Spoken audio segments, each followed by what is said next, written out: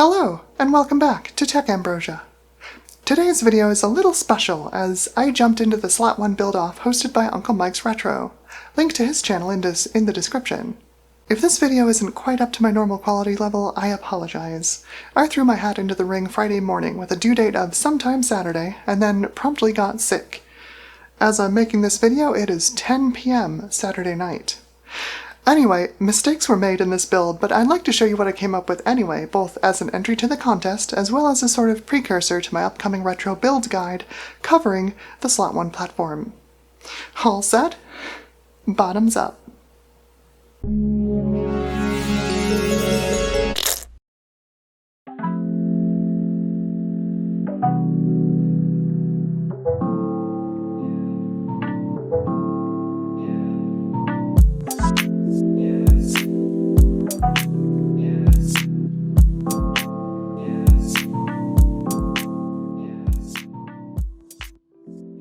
Let's start right away with the mistakes I made during the build. This was a time-constrained build, and although I had a good idea of the hardware I wanted to put in the system, I made several mistakes on the software side of things which cost me precious hours troubleshooting and fixing. My first mistake was that I went with a fresh SD card for this build instead of reusing or cloning my existing Slot-1 system card. My premixed systems hold everything I need to get a fresh Windows 95 or Windows 98 system up and running in just a few minutes. But I forsook this path and decided to use a fresh card because of the second mistake I made. I was going to run my tests in Windows 2000.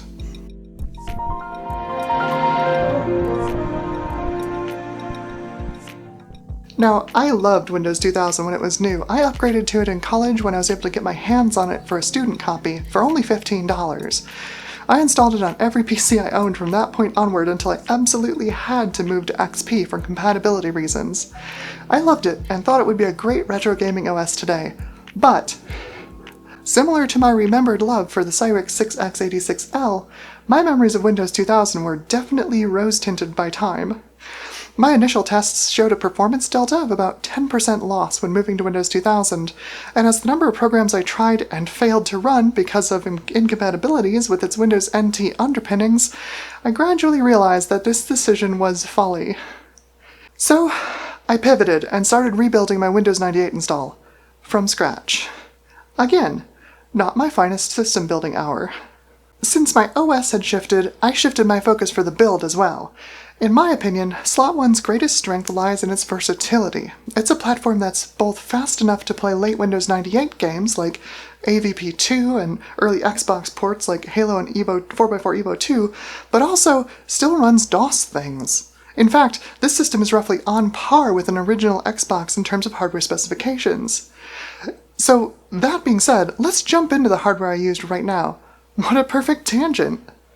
I built this system around the Intel 440BX chipset, although my particular motherboard isn't super exciting, being just an OEM Intel Warm Springs reference design, manufactured for Gateway in 1999. For video card duties, I've called upon the NVIDIA GeForce 3 Ti200 AGP. This is the ABit Siluro version of the card with 64 megs of VRAM. The CPU I've chosen for this build is the venerable Pentium III Coppermine 750. With support for 100 MHz front-side bus speeds, it's a drop-in upgrade for this board's original 450 MHz Pentium III. My thinking behind this build is that you've been upgrading your Slot-1 machine slowly, and it's 2001 now, and you've chosen to drop in a shiny new graphics card instead of spending the considerable amount of money needed to upgrade your CPU, RAM, and motherboard to a new platform. Sound familiar? You've been holding on to your old ISA sound card because even though your friends make fun of you for still dual booting DOS, you love some of those old games, come on! In this case, I've chosen my ESS AudioDrive 1869F as the primary sound chip, and I've added an anachronistic but somehow fitting Serdaco E-Wave WaveBlaster for general MIDI support. If you're unfamiliar, the E-Wave uses an ESS 692 wavetable chip on a WaveBlaster compatible daughterboard, so I think that's pretty fitting, huh? For additional DOS compatibility, I've included my 3DFX Voodoo graphics. This is the Diamond Monster 3D version with 4 MB VRAM. Sandwiched below that is a VGA cooler from Vantech to try and keep the Voodoo cool. You've probably noticed the case I'm building this in. Since I don't have any vintage full ATX cases laying around, I bought a modern one with a design I enjoyed. This is the DIY PC Jax 11. It's a pretty basic entry-level case, but has two things going for it: this cool Stormtrooper aesthetic and a slot for an optical drive. Now, being a modern case, it houses the power supply in the bottom of the case inside a dedicated PSU basement. This can be a problem with vintage motherboards because the ATX power connector on older boards is frequently high up in the upper corners of the motherboard, as vintage cases mounted the power supply at the top of the system. This is pretty easily solved by using an inexpensive ATX power cable extension, however. Piece of cake. So with the hardware installed in the case, let's get the software installed and start playing some games. I first ran the system through my usual set of DOS bench tests. The GeForce 3 and the 440BX put up a brilliant show here, allowing the Pentium III to run free and return numbers that embarrass all of the Slot-1 testing I've done so far. A key result I'd like to spotlight here is DOS Quake at 640x480 at over 60 FPS. Beautiful.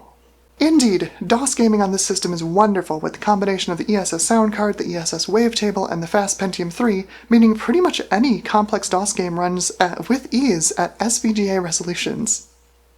Moving on to Windows then, after installing the correct drivers, including chipset drivers, something I didn't realize I'd forgotten until Saturday morning, the system turns in impressive numbers in 3D Marks 99 through 03. I'd like to pause here for a moment and say a few words about Windows 98 as a retro gaming OS. Thanks to the incredibly hard work of the retro PC gaming community, Windows 98 is phenomenally more capable as an operating system in 2021 than it was in 2001. One reason for this is the excellent work done by the KernelEx team with their collection of kernel extensions and hacks that increase software compatibility in Windows 98. KernelEx lets you run software like Firefox 8 and Opera 11.5 in Windows 98, and importantly, it lets you run 3D Mark 03 in Windows 98, something which hasn't been possible for a while now.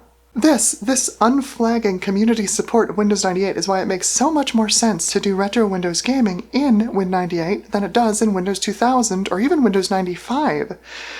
This realization was really interesting for me, having lived through the transition from Win95 to Win98. Windows 98 was not a beloved operating system initially.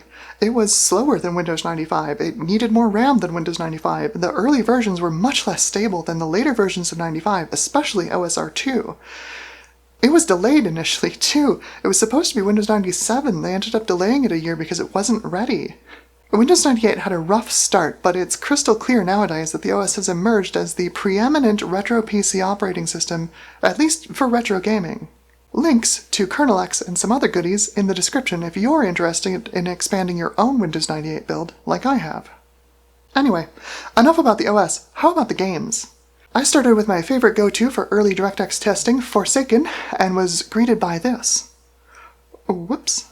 Hidden and Dangerous, however, a DirectX 7 game, runs just fine, turning in 112 FPS in my standard Walk Along the River test I've used in other reviews. As with those other reviews, I set the resolution 800x600 at 16-bit color for broadest comparison across video cards. That is leaving a lot of performance on the table with the GeForce, as evidenced by it turning in 85 FPS at 1280x1024 in 32-bit color. OpenGL games run like a dream as expected, with the 3 Quakes turning in excellent frame rates of 209, 179, and 92 FPS respectively at 1024x768 and 16-bit color. Serious Sam also runs quite nicely, as one might expect. This game is right in this system's sweet spot. But what about later Windows 98 games? And what about ports from consoles? Well, I had enough time to test Aliens vs. Predator 2, a Lithtech game from late 2001. This game is uncompromising in both atmosphere and system requirements, turning in just 25 to 35 FPS at 800x600 in 32-bit color. Oh, and it still scares the daylights out of me pretty much constantly. I love and hate this game. 10 out of 10. The only console port I looked at this time was a favorite of mine from back in the day, 4x4 Evolution 2, or 4x4 Evo 2. An Xbox port which lists specifications curiously similar to the original Xbox as recommended requirements. Anyway, this runs beautifully on here, and adding my beloved Interact Mako pad makes this game almost trivially easy to control. Analog joysticks for the win! Lastly, I wanted to look at the rarest and most difficult area of vintage DOS gaming, early 3D accelerated titles. I put this Voodoo card in here for a reason, after all. I tried the accelerated Tomb Raider demo that's included with the Monster 3D's driver disc, which, hey, worked like a charm. I also snagged Screamer Rally, which found the Voodoo straight away, and after tweaking my makeup pad a little bit, was able to complete a race without issue. Nice and smooth. Well done, little Voodoo. So there it is, my entry into the Slot-1 build-off. Slot-1 is probably the most versatile retro PC gaming platform I've ever used, able to run new games, old games, graphically intensive games, simple games, you name it. It's really quite the platform. I'd like to thank Caffeine for making me think I could create this video in 36 hours time, including sleep time. I'd also like to thank Valley Bell, creator and maintainer of VGM Play, for allowing me to power through the video making process with the aid of some frenetic Sega tunes from my youth, emulated to perfection.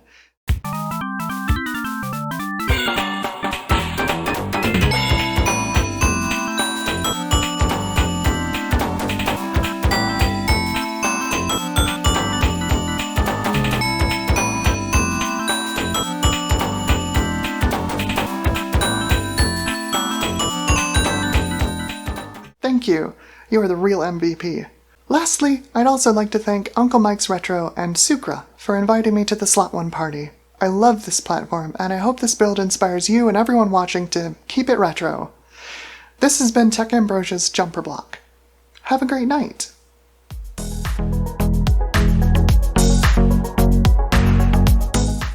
With the aid of some frenetic Sega tunes emulated to perfection. Thank you. You are the real MVP.